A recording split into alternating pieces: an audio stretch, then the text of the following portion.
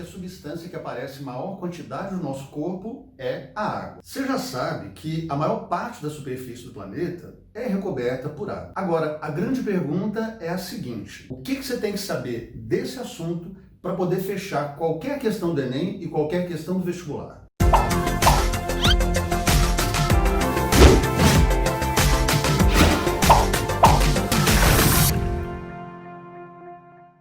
É muito importante que durante a nossa aula você anote ao máximo possível. E para você conseguir anotar tudo que está aqui no quadro, eu vou sair do quadro, você vai dar um pause no vídeo, vai copiar tudo que está aqui no quadro e aí eu volto para poder continuar a nossa aula, ok?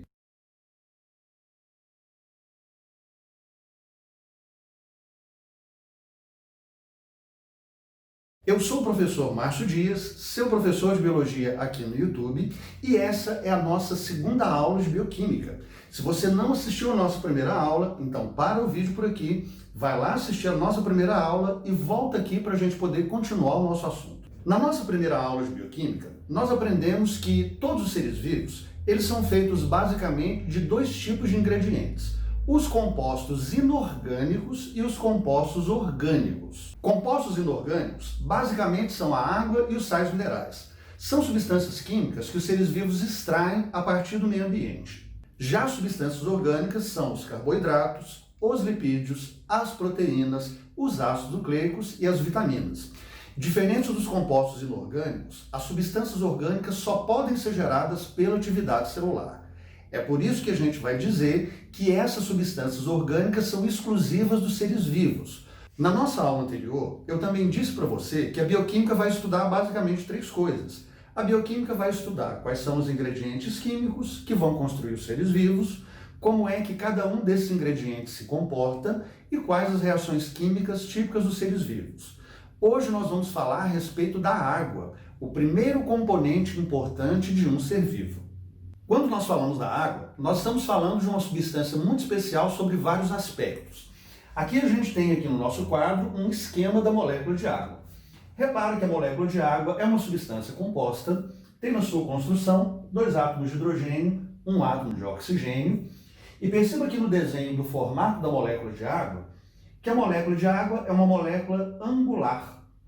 Além da molécula de água ser angular, você está percebendo que essa molécula também apresenta polos elétricos. A molécula de água apresenta nessa região do oxigênio polos elétricos negativos, nessa região dos hidrogênios, polos elétricos positivos. Nós estamos percebendo aqui então três características muito importantes da molécula de água. Primeiro, a molécula de água é uma molécula angular. Segundo, a molécula de água é uma molécula polar. Por causa dessa polaridade e por causa da sua angulação, a molécula de água também tem a sua terceira característica, que é ser muito interativa. A molécula de água é capaz de interagir com vários tipos de moléculas diferentes. Uma das interações mais importantes que a molécula de água é capaz de realizar com outras moléculas de água é a chamada ligação de hidrogênio, que antigamente nós chamávamos de ponte de hidrogênio. Aqui no nosso quadro, eu estou esquematizando para você essa ligação de hidrogênio. Perceba aqui no nosso quadro que nós temos a molécula de água, que foi esquematizada em branco, e as interações, as ligações de hidrogênio, que foram representadas por tracejados. Você está percebendo que a ligação de hidrogênio é uma interação molecular que acontece entre a parte positiva de uma molécula de água e a parte negativa da molécula de água vizinha. Parte positiva, parte negativa. Parte positiva, parte negativa. Essas ligações de hidrogênio também vão determinar na água uma série de comportamentos fundamentais para a existência da vida. Mas, Márcio, quais são as propriedades mais importantes da molécula de água que nós temos que conhecer? Graças às ligações de hidrogênio, as moléculas de água estão fortemente aderidas entre si, estão fortemente atraídas entre si. Coesão é uma interação da molécula de água com outras moléculas de água vizinhas. Você não pode confundir a coesão com uma outra propriedade importante da molécula de água, que é a propriedade de adesão. Adesão é a interação que a molécula de água estabelece com moléculas de natureza diferente, moléculas polares. Essa adesão vai ser fundamental para os vegetais para que eles possam, por exemplo, conduzir a seiva bruta do solo na direção da copa. Um fenômeno chamado capilaridade, que nós vamos estudar lá na botânica e que é fundamental para a condução de seiva nas plantas, depende muito dessa propriedade de adesão das moléculas de água, já que ela gruda ali nos vasos condutores de seiva, e depende também dessa propriedade de coesão, onde as moléculas de água estão fortemente aderidas entre si. As ligações de hidrogênio que são feitas pelas moléculas de água, elas o tempo inteiro são construídas e destruídas, construídas e destruídas. São ligações muito dinâmicas. Isoladamente, a ligação de hidrogênio é uma ligação fraca, mas ela aparece na molécula de água numa tal quantidade que ela acaba se tornando uma interação, uma ligação extremamente forte. Graças às ligações de hidrogênio, a água apresenta um alto calor específico. Márcio, o que é esse tal de calor específico? Lá na física e na química, se aprende que calor específico é a quantidade de quilojoules ou quilocalorias necessários para se aquecer a 1 grau Celsius 1 grama de água. Vamos traduzir isso aí, porque isso aí ficou muito complexo. A gente vai dizer que calor específico é a quantidade de energia necessária para poder se elevar a temperatura do corpo. Se uma substância tem alto calor específico, ela não se aquece e ela não se esfria com facilidade. Se uma substância tem baixo calor específico, ela se aquece e se esfria com muita facilidade. Graças a esse alto calor específico, a água é capaz de absorver muita energia térmica sem alterar muito a sua temperatura. Essa propriedade da água é fundamental para a manutenção térmica dos seres vivos. Como a água ela tem a tendência de não alterar muito a sua temperatura e é o principal componente da estrutura celular, a água vai criar nos seres vivos uma tendência a manter a sua temperatura com menor variação.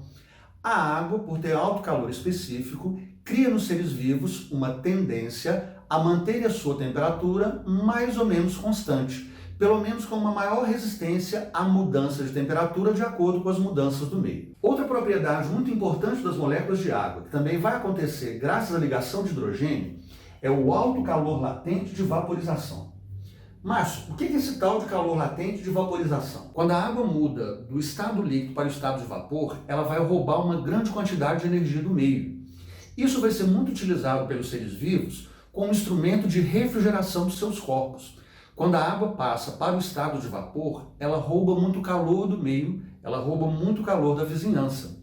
É assim que os seres vivos, ao transpirar, perdem água no estado de vapor, eliminando também calor dos seus corpos. Quando a gente transpira, quando a gente sua, o suor vai formar uma película líquida em cima da nossa pele. Quando essa água se evapora, ela rouba calor da nossa pele, refrigera a pele, permitindo o resfriamento do nosso corpo. O alto calor latente de vaporização é fundamental para a manutenção da temperatura de um ser vivo. Uma outra propriedade muito importante da água é a sua elevada tensão superficial. A tensão superficial ela vai ser percebida em todo o grande corpo de água. Quando a gente observa, por exemplo, um lago, a gente vai perceber que a camada de água na superfície, que está em contato com a atmosfera, vai realizar ligações de hidrogênio no sentido horizontal, o que vai restringir muito a mobilidade das moléculas nessa região. Já na parte mais profunda do líquido, nós vamos perceber que as ligações de hidrogênio ocorrem em todas as direções, o que dá maior mobilidade para as moléculas de água. Isso quer dizer, em termos práticos, que graças a essa elevada tensão superficial, a superfície da água é mais dura, é mais resistente do que o seu fundo.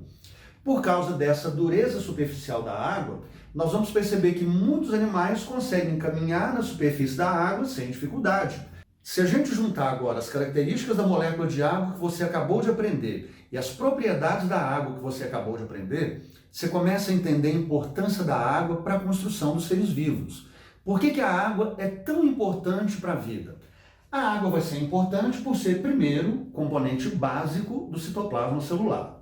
Segundo, a água, pelo fato de ser altamente polar, vai se combinar com todos os ingredientes dos seres vivos. Nós vamos dizer que a água é o solvente universal. Graças à capacidade da água de se combinar com tudo, graças à ação da água como solvente universal, ela vai ser usada por todos os seres vivos para poder transportar substâncias de uma área da célula para outra área da célula, de uma área do corpo para outra área do corpo. A água vai ser um importante veículo de transporte. As interações que são feitas entre as moléculas de água vão permitir que a água também atue como um excelente amortecedor de choques mecânicos. Durante a gravidez, por exemplo, nós crescemos dentro de uma bolsa de água chamada bolsa amniótica. Essa bolsa amniótica, além de servir para manter o bebê aquecido, para manter o bebê numa temperatura constante, também vai atuar como importante amortecedora de impactos mecânicos, protegendo o bebê contra choques. A água é essencial para a ocorrência de reações químicas dos seres vivos.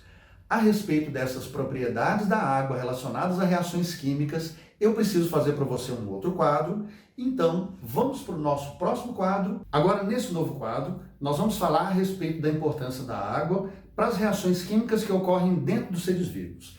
Do mesmo jeito que eu fiz com o quadro anterior, eu vou sair da frente do quadro, você vai dar um pause no vídeo, vai printar ou vai copiar, e aí eu volto para poder te dar a explicação.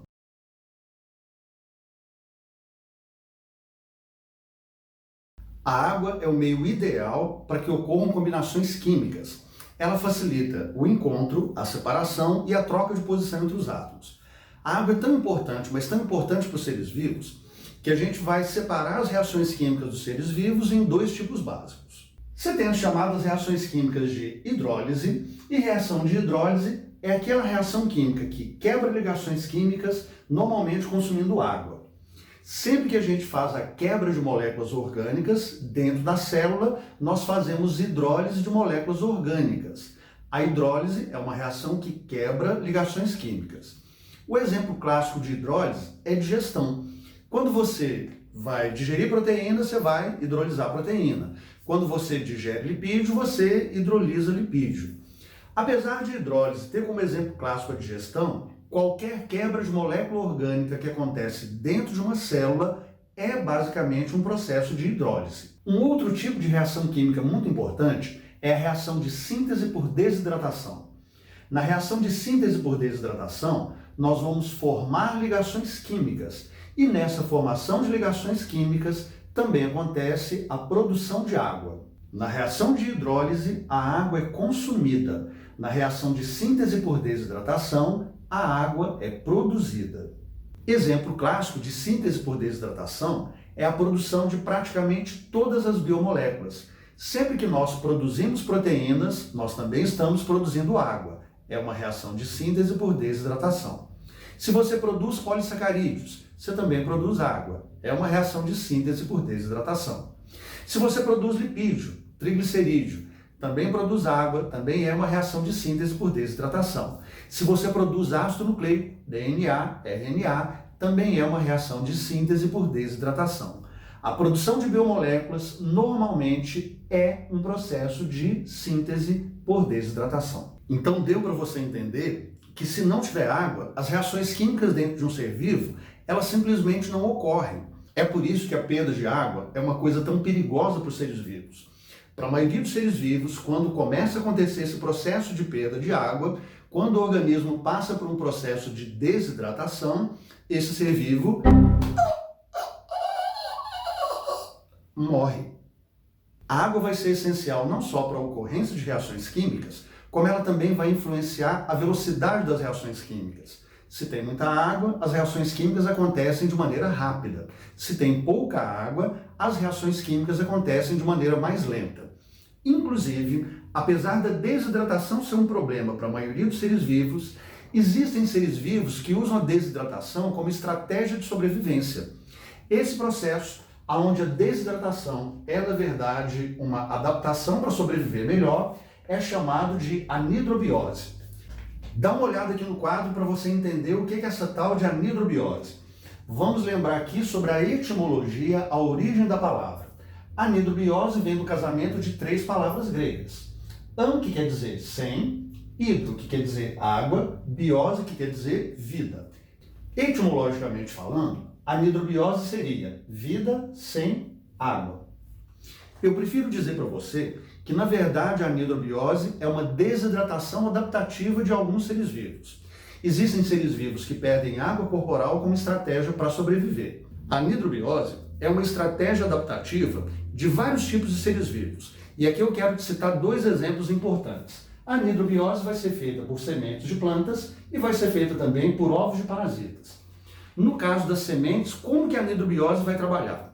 Uma semente, quando ela está sendo construída, ela passa por um processo de construção e em seguida passa por um processo de desidratação. À medida que uma semente vai perdendo água, ela vai diminuindo a velocidade das suas reações químicas. A perda de água vai reduzindo a atividade metabólica da semente.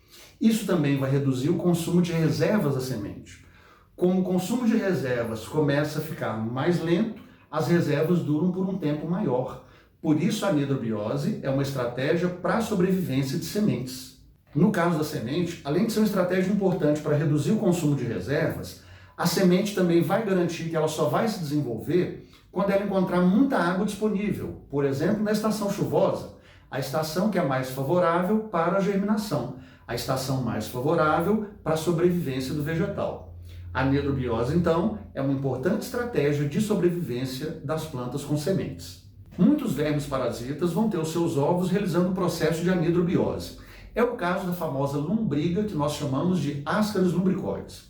Quando o ovo do Ascaris é produzido, no seu processo de maturação, ele entra numa intensa desidratação. Essa perda de água vai reduzir muito a velocidade das reações químicas, reduz muito o consumo de reservas, o que aumenta a expectativa de vida do embrião que está dentro daquele ovo de Ascaris. Graças à anidrobiose, a expectativa de sobrevivência do ovo de Ascaris pode variar de 7 até 15 anos. Sim, a coisa mais impressionante nessa história toda. Alguns ovos de lombriga têm expectativa de vida maior do que algumas crianças de países pobres. Se você chegou até essa parte do vídeo, eu acho que você já deve ter aprendido muita coisa nova, muita coisa interessante. Então, por favor, não esqueça de deixar aí o seu like, não esqueça de compartilhar esse vídeo. E para o YouTube entender que esse vídeo é interessante, que esse vídeo é bom, coloca aí um comentário.